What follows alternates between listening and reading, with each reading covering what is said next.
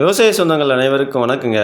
உங்கள் மாடி தோட்டத்தில் சரி, உங்கள் விவசாய நிலத்திலும் சரி, நீங்கள் சாகுபடி செய்த காய்கறிகள், பழங்கள், நெல் வகை போன்ற அனைத்து வகையான பயிர்கள் வளர்ச்சி இல்லாமல் இருக்குங்களா? அப்பயிர்கள் அசுர வேகத்தில் வளர்ச்சி அடைவதற்கு ஒரு பைசா செலவே இல்லாமல் நம்ம வீட்டில் இருக்கிற ஒரு பொருளை வச்சு இயற்கையான முறையில் ஒரு இடுபொருளை தயார் பண்ண போகிறோம். அந்த இயற்கை இடுபொருள் தயார் பண்ணதுக்கு தேவையான இடுபொருள் என்ன? எத்தனை நாள் அந்த இடுபொருள் தயார் பண்ண முடியும்? எப்படி அதை நம்ம பயிர்களுக்கு கொடுக்க போகிறோம் என்ற முழுமையான பதிவு தாங்க இந்த பதிவு. இந்த பதிவை முழுசாக பாருங்கள். மற்ற விவசாயிகளுக்கும் இதை ஷேர் பண்ணுங்கள். மறக்காமல் நம்ம சேனலை சப்ஸ்கிரைப் பண்ணுங்கள். கருங்குருவை நெல் நேரடியாக விதைப்பு செஞ்சுங்க. வளர்ச்சியே இல்லாமல் இருக்குது.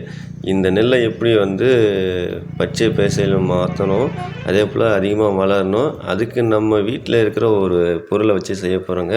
அதுக்கு நமக்கு தேவையான பொருள் என்ன? முருங்கைக்கீரை தாங்க. இது எல்லார் வீட்லேயும் இருக்கும். அந்த முருங்கைக்கீரையை பறிச்சுக்கணும். பறிச்சுட்டு நம்ம வீட்டு சமைக்கும்போது எப்படி நம்ம அந்த கீரையை கிள்ளி வைப்போமோ அதுபோல் என்ன செய்யணும்னா ஒரு இலையாக நம்ம அந்த முருங்கை இலையை கிள்ளி வைக்கணுங்க.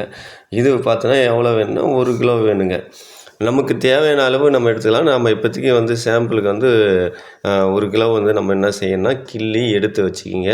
அதுக்கு அடுத்து பார்த்திங்கன்னா ஒரு பிளாஸ்டிக் கவர் வேணுங்க. இப்போ பார்த்துங்க, நம்ம 1 கிலோ எடுத்துக்கிட்டோம். இந்த 1 கிலோவை எடுத்து ஒரு பிளாஸ்டிக் கவரில் நம்ம என்ன செய்யணும்னா கொட்டி வச்சுக்கணுங்க. நெல்லைக்கீரையாக நம்ம எடுத்து வச்சுக்கலாம். அதுக்கு அடுத்தது 1 கிராம் உப்புங்க. கல் உப்பு 1 கிராம் நமக்கு தேவை. அந்த கல் உப்பு நம்ம என்ன செய்யணும்னா 1 கிராம் நம்ம எடுத்துக்கணும்.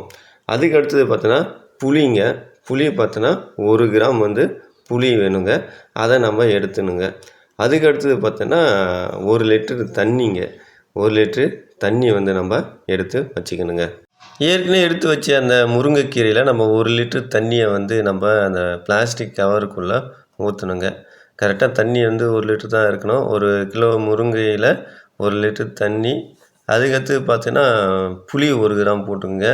அதுக்கடுத்து பார்த்தீங்கன்னா கல் உப்பு அது 1 கிராம் போட்டுங்க. நெல்லா அதை மிக்ஸ் பண்ணுங்க. நெல்லா என்ன செய்யணும்னா மிக்ஸ் பண்ணிவிட்டு இந்த காற்று போகாமல் இந்த பிளாஸ்டிக் பேப்பருடைய இந்த முனைப்பகுதியை நெல்லா என்ன செய்யணும்னா ஒரு நூலை போட்டு நல்லா கட்டுங்க. தண்ணி, முருங்கை இலை, உப்பு, புளி இதையெல்லாம் நல்லா மிக்ஸ் ஆகிற வரைக்கும் நல்லா குலுக்கி நல்லா காற்று போகாமல் கட்டி ஒரு நிழலான இடத்துல வச்சிடுங்க. இது எத்தனை நாள் இருக்குன்னா 4 நாள் இருக்கணுங்க. மேக்ஸிமம் ஒரு 5 நாள். இப்போ 5 நாள் ஆகிட்டு அதை எடுத்து பார்த்தா இப்படி தாங்க இருக்கும். இப்போ நம்ம ஸ்ப்ரே பண்ண போகிறோம். அது கொஞ்சம் வாசனை திறந்தால் வாசனை கொஞ்சம் மூக்கு தொலைக்கும் தான். இருந்தாலும் இது நல்ல வளர்ச்சி ஊக்கிங்க. அசுர வேகத்தில் உங்கள் வீட்டில் இருக்கிற பயிர்கள், மாடித்தோட்டத்தில் இருக்கிற செடி எல்லாமே வளரும். இப்போ அந்த பேப்பரை நம்ம பிரிக்க போகிறோம். பிரிச்சுட்டு அதில் இருக்கிற ஒரு திரவம் வருங்க. அதை தனியாக நம்ம ஒரு ஜக்கில் எடுத்து அதை நம்ம ஸ்ப்ரே பண்ண போகிறோங்க. இந்த இதை பிரிச்சிட்டோம். இப்போ நம்ம திரவத்தை நம்ம எடுக்க போகிறோங்க. வாங்க நம்ம இப்போ அந்த இதை ஊற்றுவோம். நல்லா பச்சை கலராக வரும். அதே சமயத்தில் இந்த திரவத்தை எடுத்துகிட்டு அந்த வேஸ்ட்டாக இருக்கிற முருங்கை இலையை என்ன செய்யலாம், ஏதாவது செடிங்க கீழே நம்ம பள்ளம் நோண்டி போட்டாலும் அது உரமாயிடும். அதுக்கடுத்து நம்ம மற்ற செடிகளுக்கும் போடலாம். இந்த திரவத்தை எப்படி பயன்படுத்தலாம்னா அப்படின்னு பார்த்தோன்னா நம்ம அந்த நீர் பாசனுடன் கலந்தும் செடிகளுக்கு கொடுக்கலாம். அப்படி இல்லைன்னா தெளிப்பு செய்யலாம். இதை என்ன செய்யலாம்னா இப்போ ஒரு 100 மில்லி எடுத்துட்டிங்கன்னா ஒரு 10 லிட்டர் தண்ணிக்கு ஒரு 200 மில்லி இந்த நீரை இந்த கஷாயத்தை என்ன செய்யலாம்னா இந்த டேங்கில் ஊற்றி ஸ்ப்ரே பண்ணலாங்க. அப்படி ஸ்ப்ரே பண்ணிங்கன்னா நல்லா வளர்ச்சி கொடுக்குது. என்னால் ஸ்ப்ரே பண்ண முடியல அப்படின்னா நீங்கள் தண்ணியில் வாளியில் எடுத்துகிட்டு ஒரு 1 லிட்ரு இந்த திரவத்தை எடுத்துட்டிங்கன்னா அது கூட ஒரு 5 லிட்டர் தண்ணியை சேர்த்து வாளியில் நீர் பாசனத்தோடு நம்ம என்ன செய்யலாம், வீட்டில் தண்ணி கோலம் போடுவது தண்ணி தெளிக்கிற மாதிரி வாசலை அதே போல் தெளிச்சியும் நம்ம என்ன செய்யலாம், செடிகளுக்கு கொடுக்கலாம். நல்லா வளர்ச்சி கொடுக்குதுங்க. இப்போ நம்ம இந்த திரவத்தை எடுத்துட்டோம். நம்ம ஸ்ப்ரே தான் பண்ண போகிறோம்.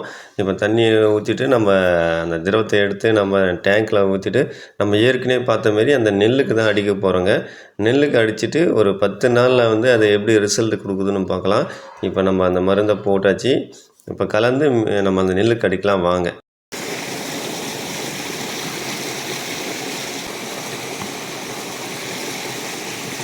இந்த கருங்குருவி வந்து வளர்ச்சி இல்லாமல் இருந்தது. இப்போ நம்ம வந்து அந்த முருங்கைக்கீரை கரைசலை வந்து தெளிப்பும் செஞ்சோம். அதே போல் வந்து நீர்ப்பாசனோட நாங்கள் வந்து என்ன செஞ்சோன்னா அது கலந்தும் விட்டோங்க.